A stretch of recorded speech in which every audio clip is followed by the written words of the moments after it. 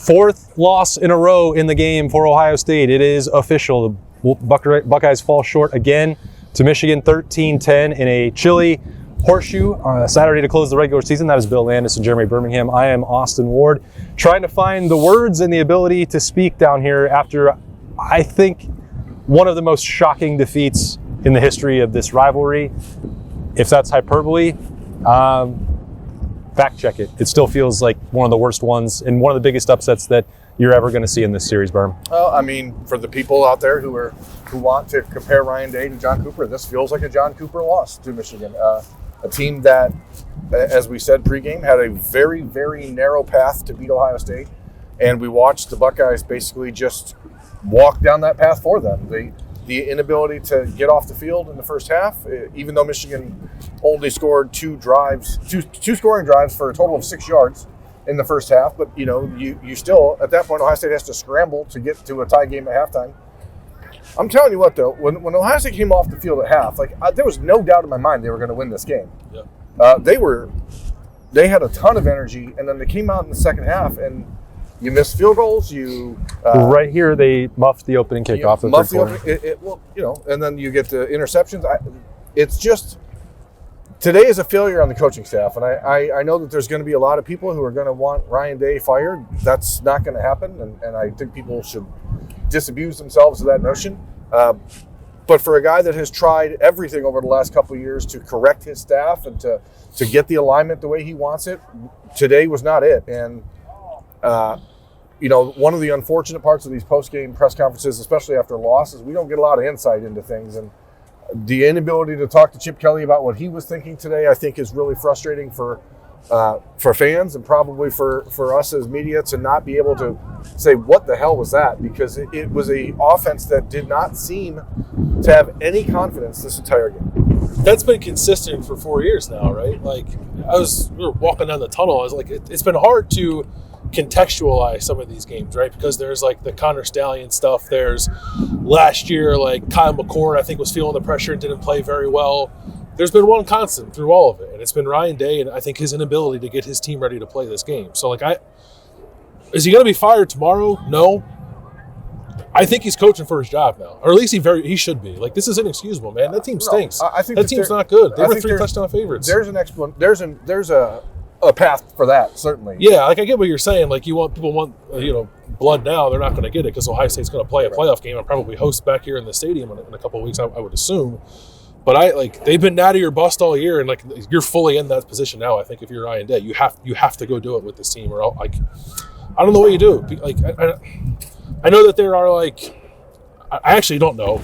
I guess there could be sort of differences of opinion, what is more important, playing for a national championship or winning this game. This year, there's no think doubt. Both are important. I think this year there's no doubt about what was important, and they laid a total egg, man. I'm shocked, and maybe I'm naive for thinking they were going to come into this one differently than they had the last couple of years. So I apologize for that, but I am very surprised how flat Ohio State looked, how timid they played on offense.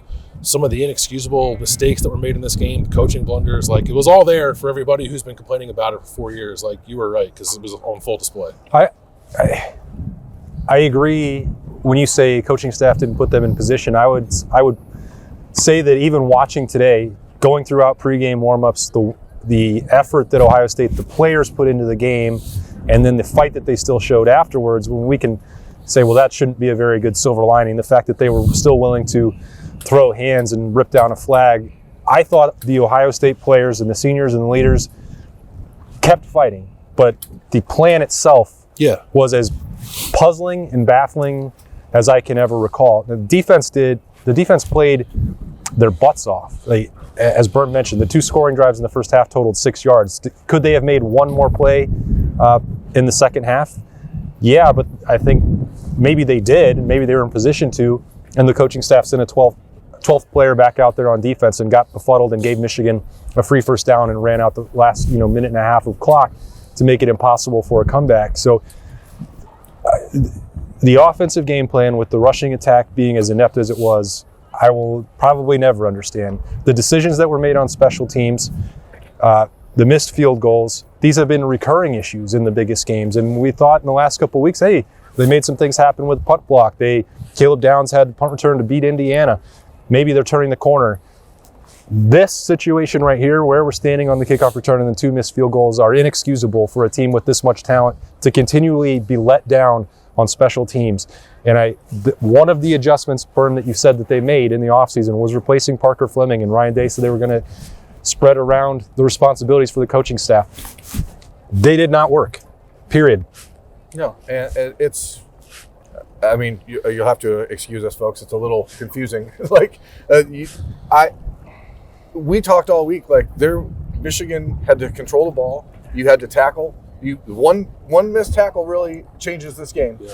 But that's what Michigan's about. That's what Caleb Mullings is about. And you can't put the ball in their hands in that situation. Jack Sawyer makes an incredible interception. Caleb Downs makes an incredible interception. And Ohio State can't score points.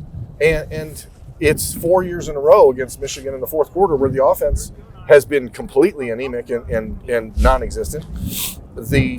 I'm not going to complain about not going forward on 4th and 1 at your own 20. I think that's fine-ish. I actually thought they kind of played the field position game pretty well. It put them in advantageous positions and just couldn't take advantage of it when they were put. They started the one drive on their own 49, didn't do anything. Well, that's the missed field goal drive. I don't. That was actually okay with me. I thought playing a field position game. It just didn't do Ohio State did not sack Davis Warren, but he only threw for 60 yards or whatever. Yeah, 1 sack, 1 tackle for loss, I think. Who got sacked? Sorry, no sacks, 1 tackle for loss. I don't know that if Michigan sacked Will Howard either, but kudos to them because Wink Martindale, who was Dr. Blitz and all, did not blitz. Not a ton. They dropped back and played a soft zone and forced Ohio State in a windy day. There's little things that, again, we're going to hindsight 2020 this. I don't think I would have taken the ball to start the second half if I was Ohio State with the way it was in here today. I would have wanted that field goal going that way in the fourth quarter. There's little things that I guess I'd be like, man, I didn't really think about it at the time, but knowing how this game was going, and then you start at the 6, and you were down here for the entire game, so you know the conditions better than where Bill and I were watching. Do you think that they could have still executed the passing attack in the wind and cold to the level that they needed to win? Because all I think about is the 2-minute drill, when Ohio State went up tempo, when Will Howard had 8 chances to throw the football, and them scoring relatively easily. It was swirling pretty bad down here. There were, by the end of the game, the American flag was wrapped around the pole up there. It was not an easy condition to throw it, and we saw the inaccuracy with Will Howard today for the first time really all year. He had the Carnell Tate down here in the corner, which he missed, and he had a couple other throws on the sideline that have been there all year. The interception that he threw fluttered in the wind, and he threw it a little late. But yeah, it was not something that they couldn't have tried to do, because the reality is, when Michigan had Jeremiah Smith manned up, they couldn't cover him, and Ohio State had multiple times in the second half where they had Carnell Tate lined up man on man, and they just ran the ball or threw the little. You get first and goal from the 16-yard line after the Caleb Downs interception. You run the ball up the middle when you haven't been able to do it all game. You throw a 1-yard tight end. They lost a yard. To G. Scott. You lose a yard to G. Scott on a tight end toss back, and then you run a draw, and then you miss a field goal like that. And this is why before the game I was telling you guys, they had to come out and go up 14-0 because this crowd in the second half tried. They tried to stay involved, but they were eating their fingernails, and there was nothing at that point that they could do to actually help. And this is again a complete failure on the coaching staff, and that is really hard to swallow. Yeah. I don't know where they go from here, because we kind of danced around it throughout this week. It's Ohio State is still going to be a playoff team no matter what, and they put every egg in the basket of this one being separate. You win the rivalry, then you get to Indianapolis, you worry about the rest. Now they don't have that luxury anymore. And how are they going to regroup? These guys, a Jack Sawyer and a Emeka Ibuka, a JT Tuimoloau, all these seniors that came back to do this one more time and then to fall short. I know that they're high achievers and they're hard workers, and I thought they all played with a lot of energy today, but how are they going to pick themselves back up again and do this again, whether that's in this building or if somehow the College Football Playoff Selection Committee drops them down to 9 or 10, they have to go on the road. I know that they're good enough to beat any team in the country, but Is the edge the same? Is the fact that you've now come up short of a goal that, whether you buy in fully to natty or bust, as you mentioned earlier, Bill, trumping winning this game in gold pants? I just have a hard time seeing it, especially because the coaching staff needed to be able to supply some answers in it. In every phase, there were moments where you just looked at it and it's like they failed the team. I don't think that any of this is an indictment on the players personally. No, I mean, this is Will Howard's worst game. I don't think there's any other way to spin that, right? It's not, they didn't play perfect football.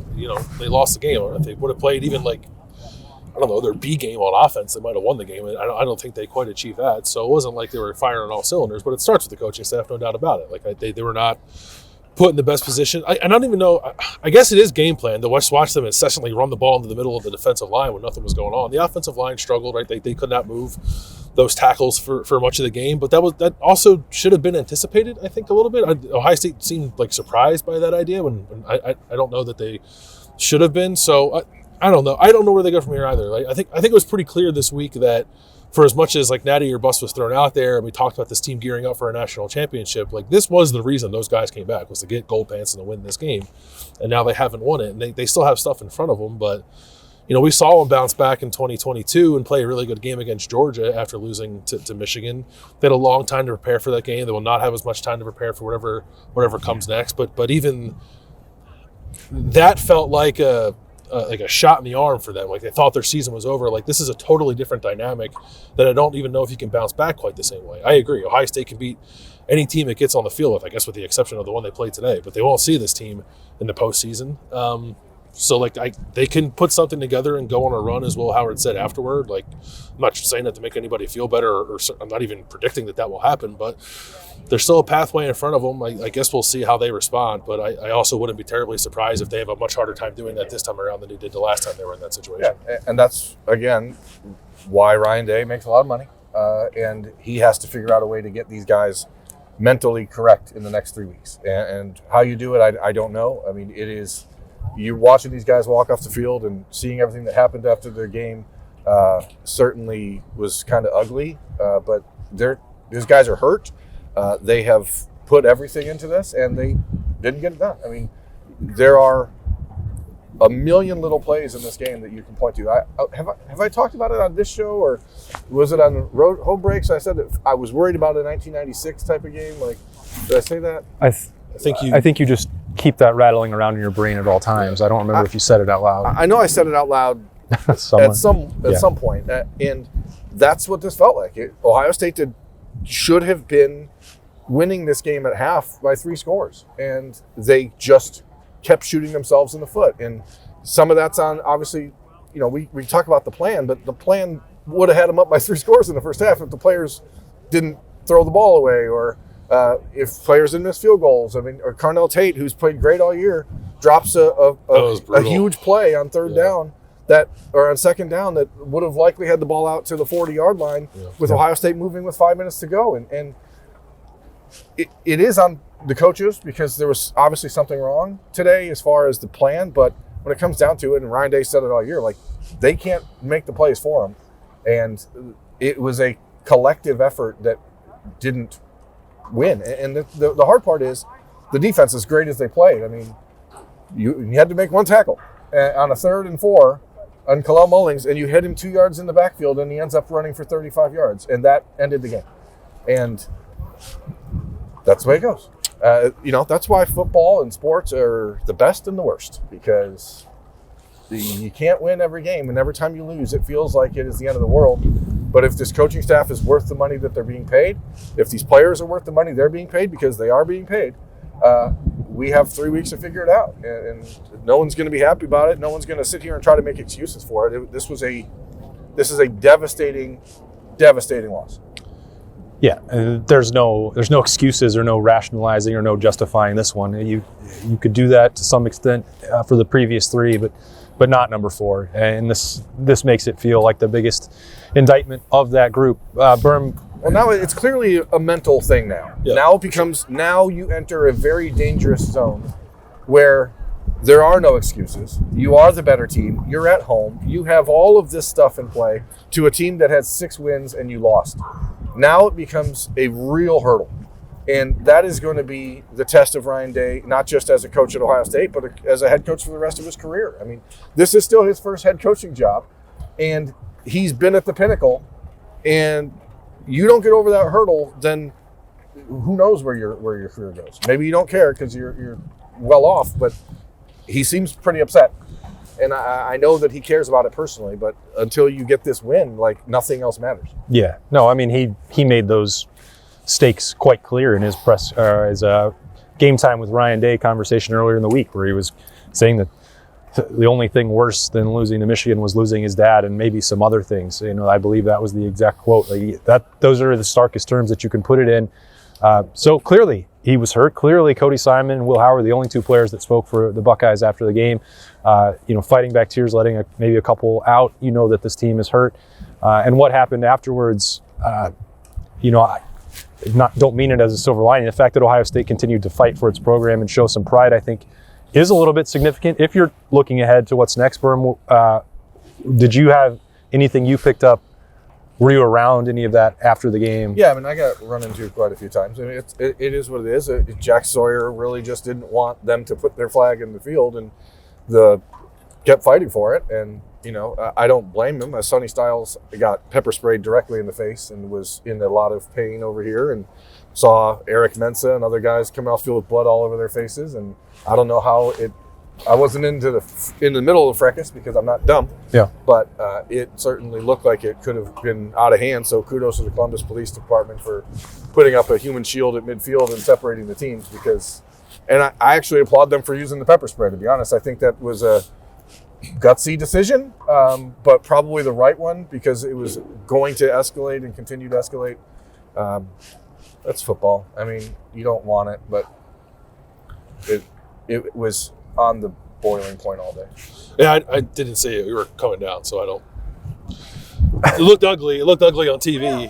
I'm glad that it doesn't seem like anything super, super serious happened, thankfully. But, I mean, I saw some guys walking up the tunnel that clearly had something in their eyes, and I wasn't even sure what was going on at that point. I found out after the fact what it was. But it's weird that one team continues to be involved in these sort of things post-game, but that's just me.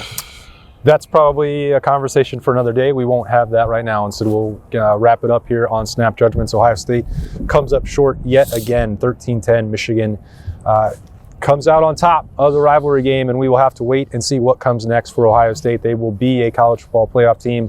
When and where, we will have to wait and find out. We'll have a lot more coverage coming from this setback for the Buckeyes on the podcast. We thank you for joining us on a chilly and disappointing day for Ohio State in the Horseshoe. The regular season is over. We appreciate you following along with us all year. There's still going to be some postseason games ahead, and we'll cover it with Bill Landis and Jeremy Birmingham. I am Austin Ward. We'll talk to you later.